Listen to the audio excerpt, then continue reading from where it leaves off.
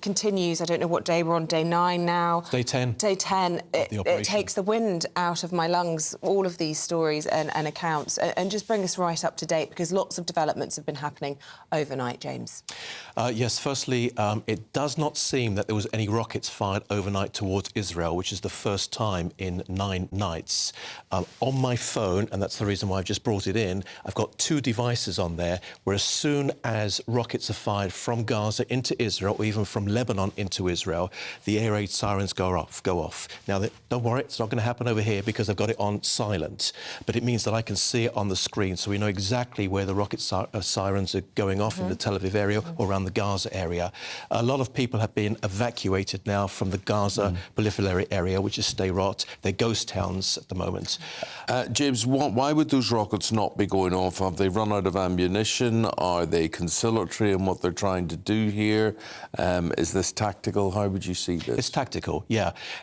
Israel has definitely hit them very, very hard. The Hamas infrastructure was based in Gaza City, which is the reason why Israel requested, well, not requested, but specifically said, leave the area to the civilians, leave the area. And it's very interesting. You've got Ismail Haniyeh, who is the supreme leader of Hamas, and he says to the Palestinians living in Gaza, do not leave your homes, do not listen to Israel. And where is he? He's sitting in the comfort of Doha, which is in Qatar, and he's the one who's telling them, don't leave your homes, which is a typical tactic from Palestinian Hamas. Now, with regard to the rockets, they've definitely still got many, and probably long-range rockets, but they're waiting for Israel to choose that moment to come in. And there's 2 reasons why Israel have not yet gone into the Gaza Strip. Number one is because Netanyahu has spoken to the president, Joe Biden, 5 times, and has a huge amount of... The Americans have a huge amount of sympathy for what's taking place. I mean, if I just put this on a scale of the Americans being hit on 9/11 and Pearl Harbor, if you put those dead together, it doesn't come anywhere close to what took place just over a week ago in Israel in terms of population numbers. This was horrific. And just to remind myself how we got here, I looked at some video again very late last night, about 11:30, midnight, exactly some of the video that I can't even talk about here this morning because it's just so graphic. And yet, here we are, you know, as you say, day 10, United Nations desperate for a ceasefire. They want Israel to lift the blockade of the Strip. They called these evacuation orders horrific and impossible for civilians. President Biden, though, overnight saying, you know, we still support militarily Israel in what they're doing, but really underlining that there needs to be diplomacy in all of this. There's only going to be a resolution diplomatically, not militarily, surely. No, I don't agree. I don't agree, and the reason why I don't agree is because Hamas won an election in 2005 in Gaza. I think it's important to remember the reason why they won an election. Of course, you had a huge amount of Islamists supporting the radical faction of Hamas.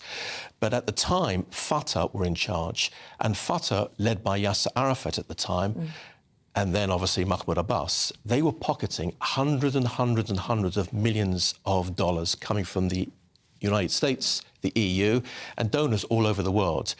Everyone knows that they were pocketing. I speak to friends or people that I know very well in Jerusalem who are obviously Arabs, big fans of Yasser Arafat. And I asked one particular person who used to be the manager of our building in Jerusalem, and I said to him, but you know hundreds of millions were put in his pocket. He said, yeah, I know, but at least he put us on the map. But I said, well, what happened to all that money? He said, I don't know. It got buried with him. That was one of the reasons why... But diplomacy doesn't mean corruption. You know, there has to be high-level diplomacy to resolve this rather than boots on the ground. No, but the reason I mention that is because that the people in Gaza, in the Palestinians in Gaza, voted for Hamas as an alternative in 2006. In 2007, they violently took over all the Palestinian Authority buildings. There was a shootout. There was a huge amount of Palestinians killed on both sides, which we don't see those demonstrations when it happens between them, and that happens often. And then since that time, you've had 5, or I think it's 6 wars between Palestinian Hamas and Israel. And this cannot continue every 6 months where you've got rockets being launched from Gaza. So this is an opportunity for Palestinians to have a hope for a future.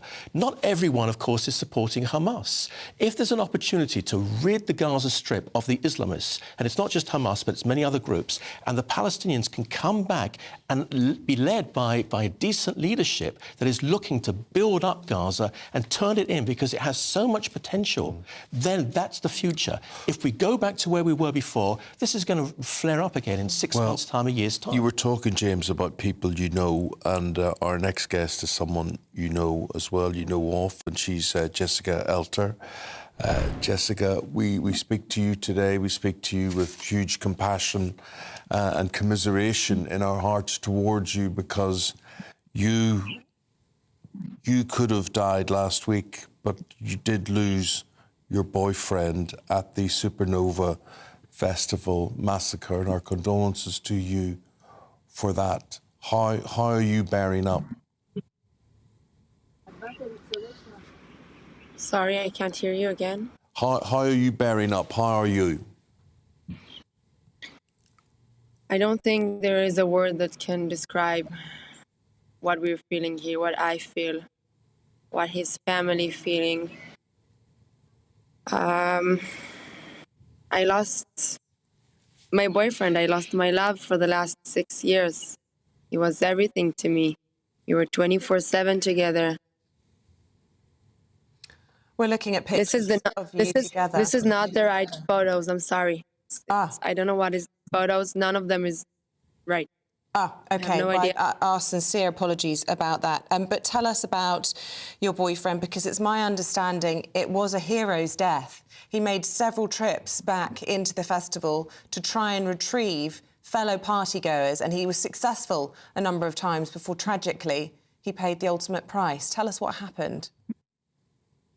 He went to a party, to a regular party, to have fun, like we always do together. Like everyone is doing, just to go to a party, to have fun, to drink something, to dance, and to come back home safely, easily. And Ben went out from the party already. He came out already. He was safe. No shooting, nothing. And on the way out, he decided to save people. He took with him 4 or 5 people that he don't know, he never met. He just opened his car, and whoever he could bring with him outside safely, he did it. He just put people in the car, saved them, took them out, something like around an hour drive. He put them in their houses in Beersheba. It's like something like an hour. It's not a minute or two.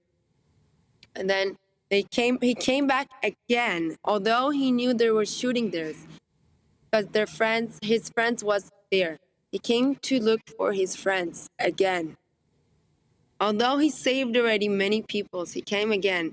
And we found his phone afterwards. His friend texted him, "Don't come. Don't come back. There is shooting again. It's dangerous. Just don't come. We will be okay." And he said, "No way, coming back." He went back inside. He saved many more people. He couldn't find his best friend. But he found many people that he don't know, and one group.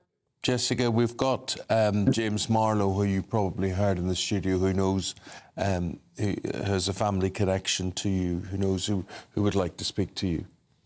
Jessica, good morning. I'm so sorry for you and your family as to this tragic news. Can I ask you, I understand from your father, who I spoke to yesterday, that you go with your boyfriend everywhere. What changed your mind at the last minute, Friday night?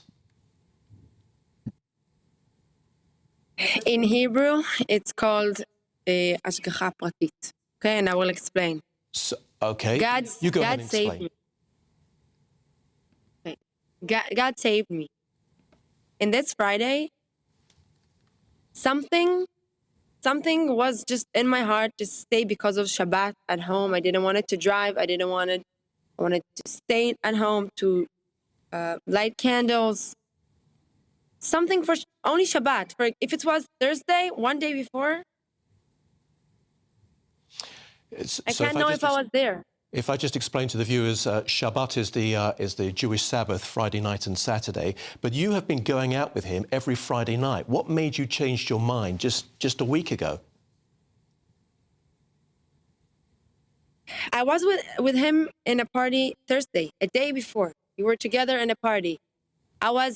We were 24/7 together. I was driving him back and forward and everywhere. We were doing everything together. We were unseparated, never. And something was in my heart. I told him, I'm happy not to go. And he said, why are you saying this? Because this is weird. We're going everywhere together. And I said, I don't know. I'm just Shabbat. I'm happy to be at home, to light my candles. And Jessica, I understand... It's a Jewish Shabbat. Yeah, and I understand, just finally, I understand that you knew many people who've been killed. Approximately how many of your friends were killed? I can't count it.